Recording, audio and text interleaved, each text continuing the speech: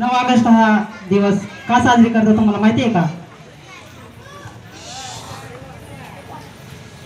9 August हा दिवस साजरा करण्याचा एक उद्दिष्ट आहे,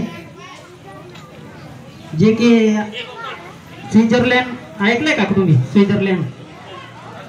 स्वित्झर्लंड हा देश आहे, त्याच्यामध्ये जिनिव्हा नावाचे ठिकाण आहे.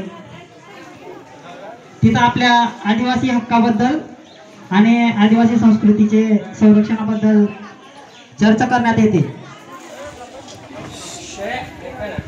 तर तिथं जिनिव्हामध्ये जी पहिली सभा घेण्यात आली होती ना, ती कोणती तारीख होती माहिती आहे का तुम्हाला?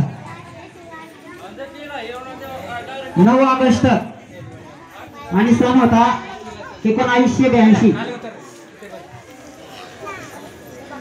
म्हणून तो दिवस आठवण राहावा म्हणून 9 ऑगस्ट दिवस हा घोषित करण्यात आला होता.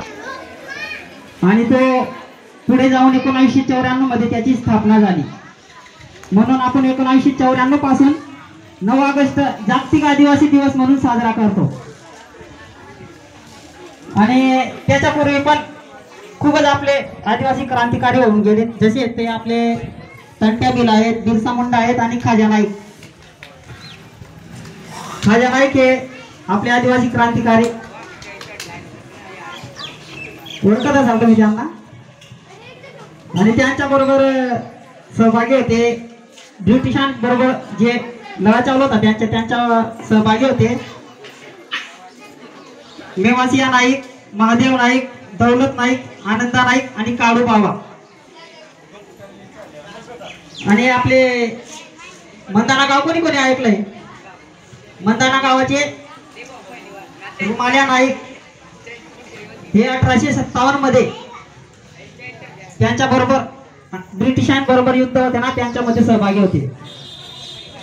आणि आता मी जे नावे घेतले त्यांच्यामध्ये काळूबाबाचे नाव घेतले ना, काळूबाबा हे आपला सातपुडा पर्वत आहे ना, सातपुडा पर्वत मधील दळगाव तालुक्यातील अक्राणी महल इथले होते. ते अक्राणी महल हे अक्का राणीचा किल्ला होता, ती पण आदिवासी राणी होती.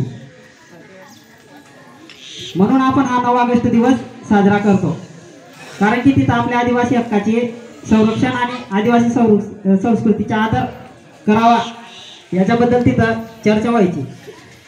आणि तो दिवस आठवण राहावा म्हणून आपण 9 ऑगस्ट दिवस साजरा करतो. एवढे बोलून मी माझे 2 शब्द सांगतो.